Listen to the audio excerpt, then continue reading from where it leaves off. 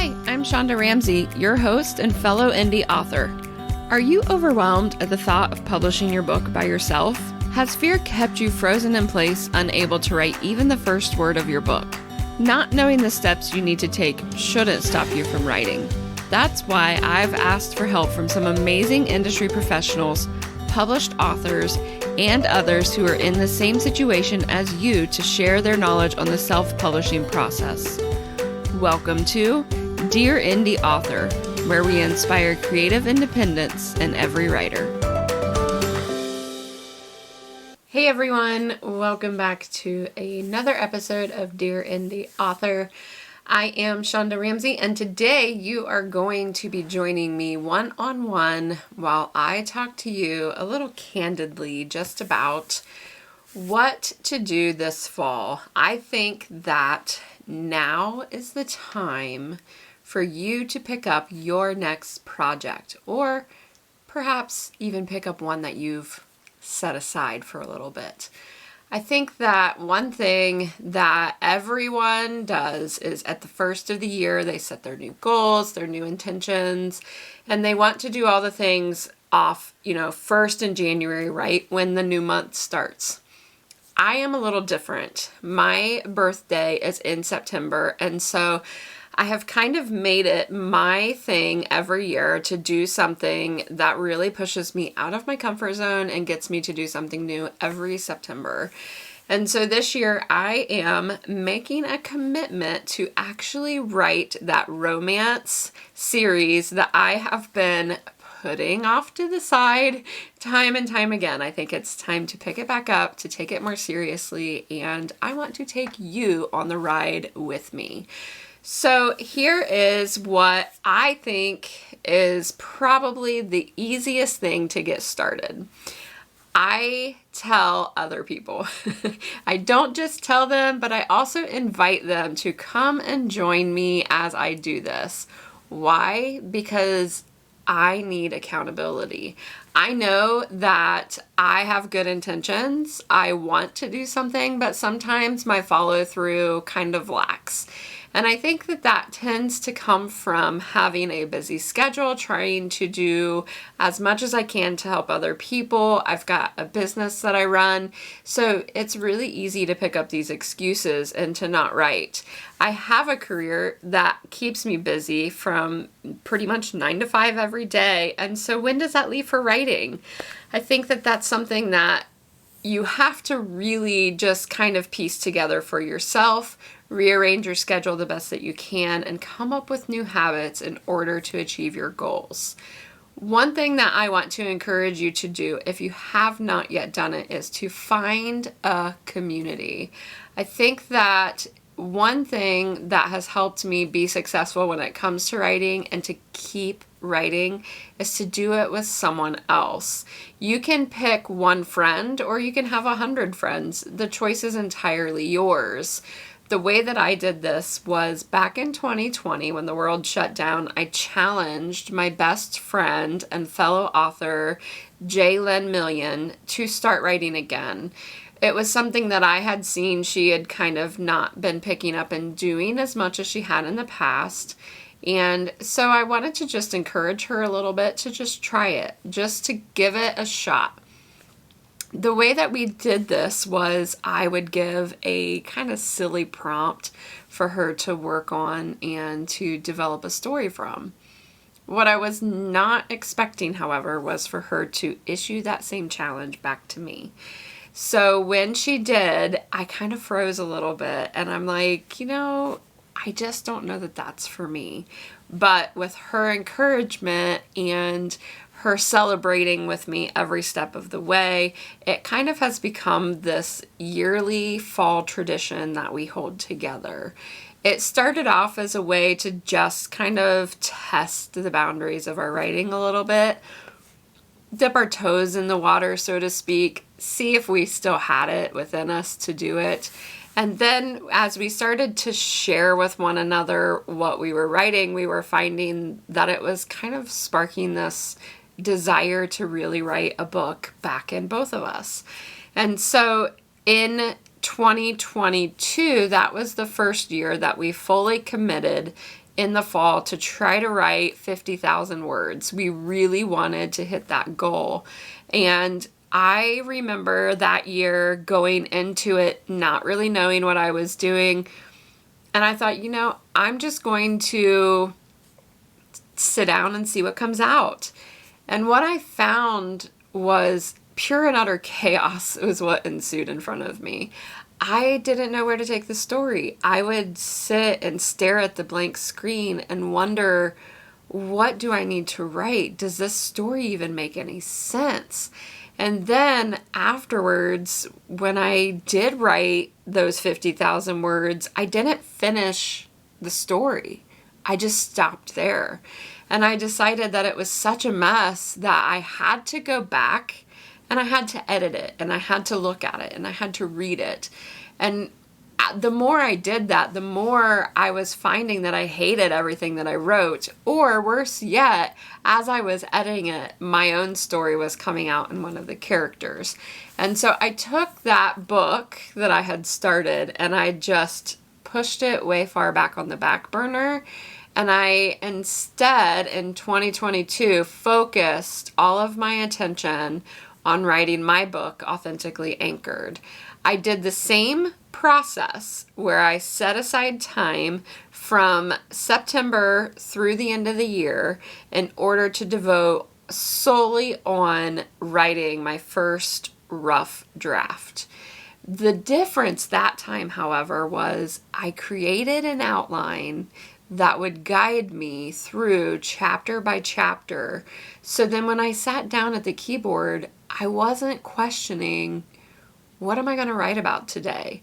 I had my general outline, but I had left enough freedom in there for myself to come up with the story that I needed to share. And so it was kind of the best of both worlds.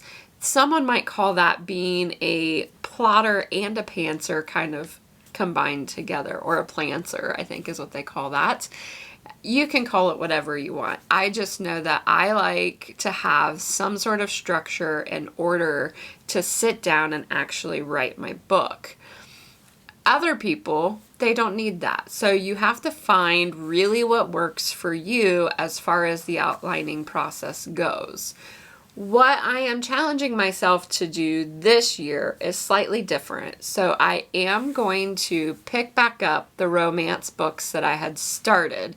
It is a series that I am working on. There are 3 books so far that I have just kind of a short synopsis about, and I know some of the characters. None of them are really fully developed yet. So what I'm doing is taking book number 1, which is a fresh start. I haven't written anything. I don't even know the characters who are going in that book, aside from ones that will be coming from some of the other books. I do know what location it's going to be at, but that's pretty much it. I know nothing else. And so I am taking all of September to kind of develop what I call the foundation part of my next novel. And this has started with last week. I reached out to Jalen and I said, what can we do to get started now? Because I need to get started now. And so we decided to start with our favorite thing, which is Pinterest board creation. So when you are writing a novel or you're world building, there is so much out in Pinterest that you can use to help you develop your characters, even develop your plot, just by picking things that are within the aesthetic that you want within your book or what you want your characters to look like. I really like to find pictures that kind of show me someone similar to what I'm thinking in my head for my characters, just so that I can really look at the features so that I know how to describe them, because at some point in the book I'm going to have to describe them. And so this is a good way to start kind of flipping on your brain to be thinking about what you're about to write. Now, what if you're not writing a novel and you're writing a, say, memoir or a self-help or even a devotional book? You can actually do the same thing. I did this for my book, Authentically Anchored, as well. Obviously, I don't need to know how to describe myself because I know what I look like, but I knew that for each chapter there were certain things that I wanted to touch on, and so I still found pins that were relevant to help get that kind of feel that I wanted each chapter to have. And so those are the things that I was pinning onto my board, so then that way, if ever I got stuck during the writing process, I could go back to Pinterest and look at my board and give myself inspiration just so that I can kind of trigger my brain to get back to writing again. So it's a really good first thing that you can do when it comes to setting the foundation for your book. Another good first thing that you can do is create a playlist. If you have read my book, Authentically Anchored, you will have been given a QR code to access my exclusive playlist that goes with Authentically Anchored. I know many of you have been listening to this playlist because I get emails all the time about it, about what a wonderful playlist it is. I really pushed myself when it created that particular playlist because what I wanted to do was have the playlist go along with each chapter in chapter order. And so I picked maybe 5 to 6 songs that I felt tied in each chapter, rearranged them in order of the book, and then created this really nice playlist that could last for many, many hours. That way you could listen to it a whole day while at work.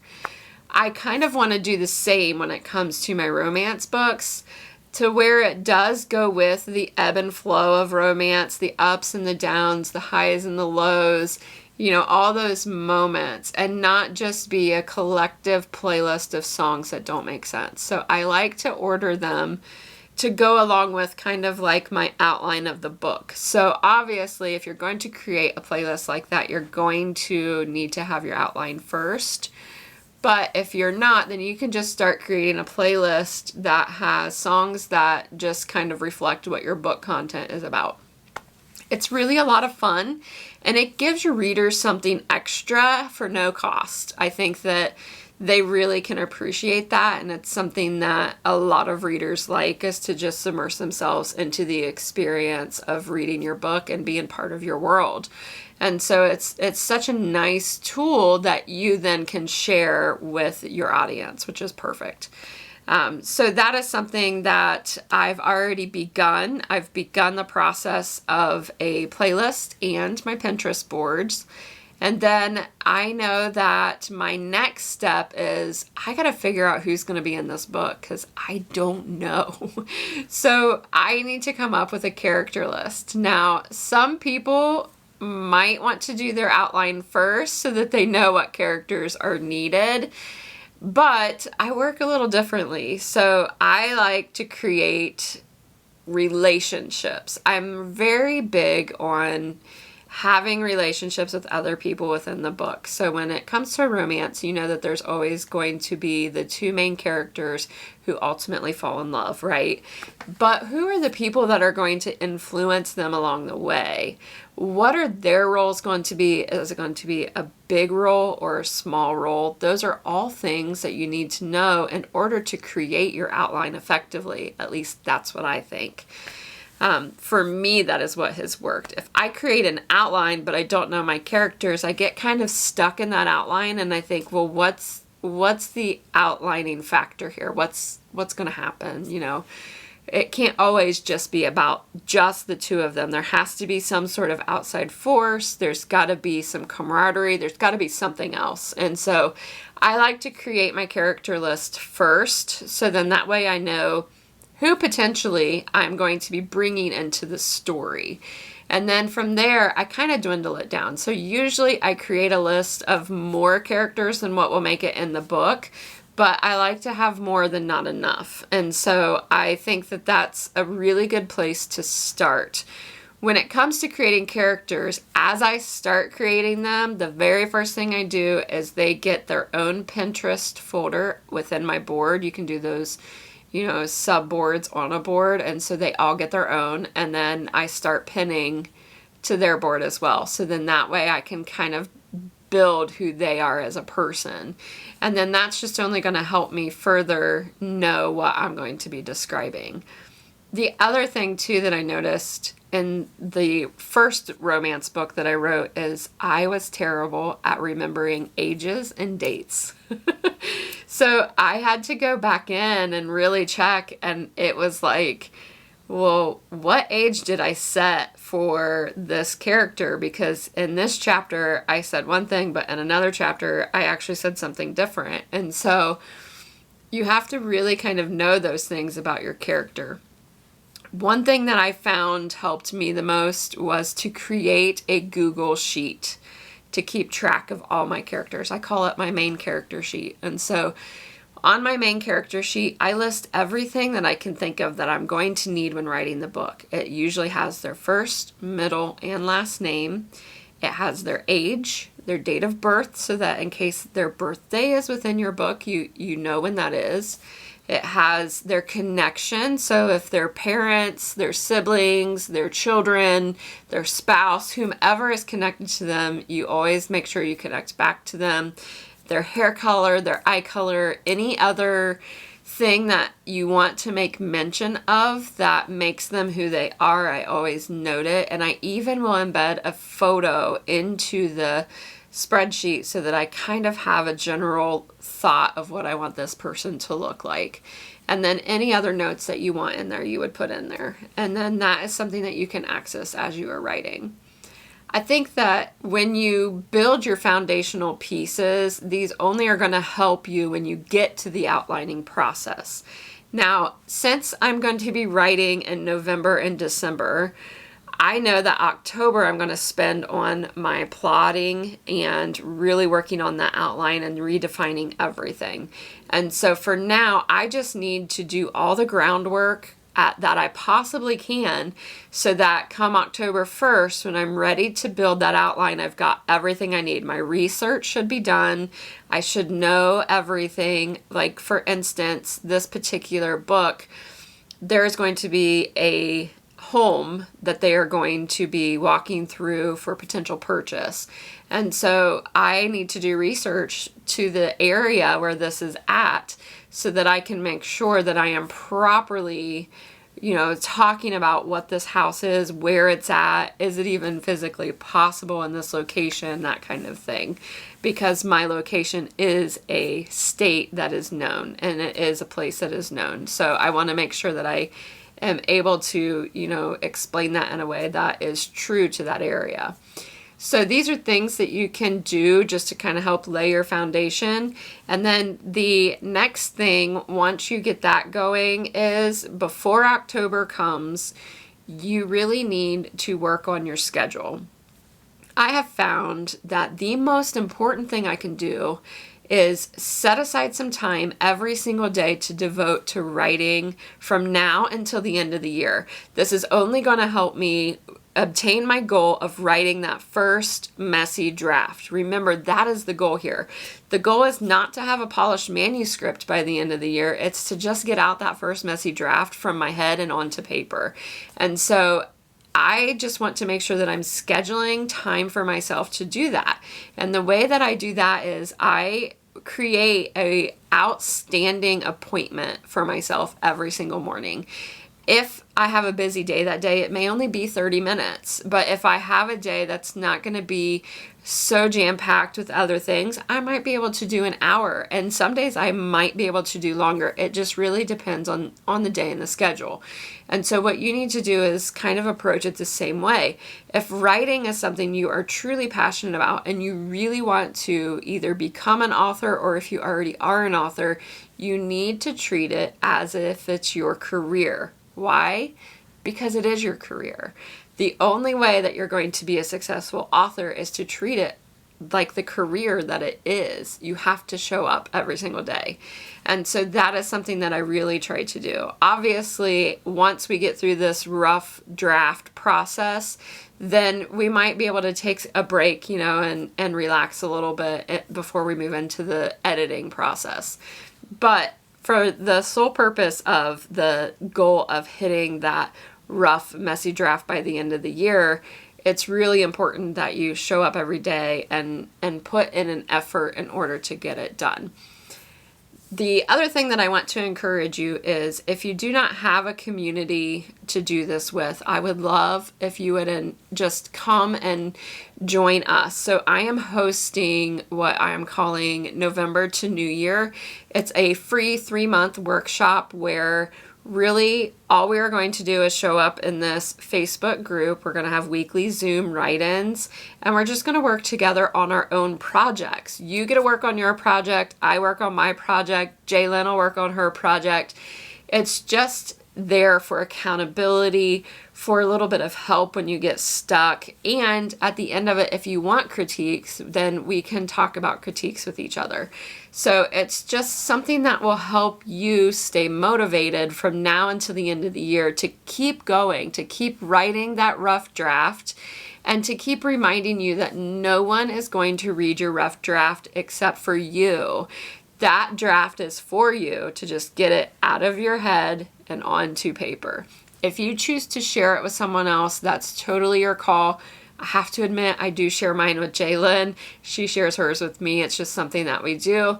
But we both know that it's a messy, rough draft and that it is going to change. And so that's something that you can do to help get you to that next step and ready to that next step of self-edits, which I want to remind you, you do not self-edit until your rough draft is complete.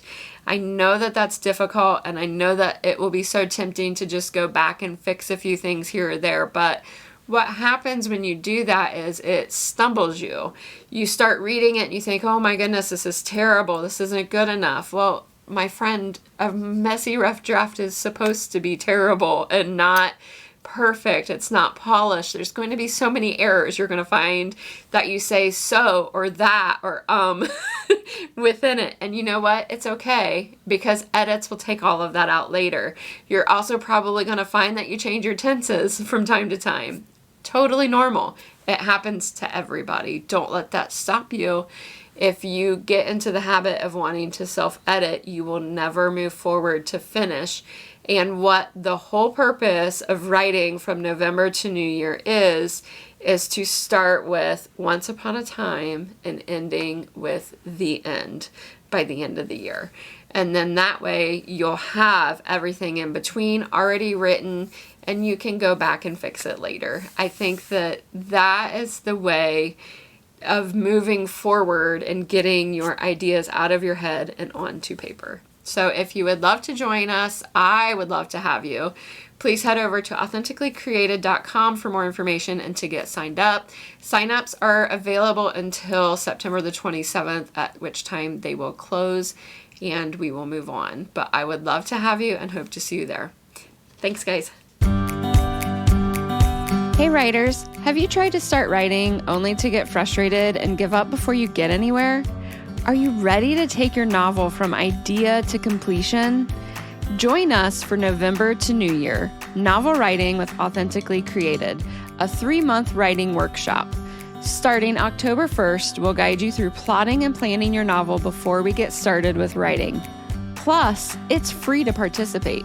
Sign up now to join other writers in this exclusive community. Visit authenticallycreated.com for more details. Plot, write, and finish your rough draft by New Year's. Let's make this the year you finally write that book. Thanks for listening. I'm your host, Shonda Ramsey. For the show notes and links, head over to shondaramsey.com and don't forget to join in on the conversations on Facebook. Be sure to subscribe so you don't miss a show and write a review where you listen to podcasts. Until next time, always remember, every writer deserves to see their words in print.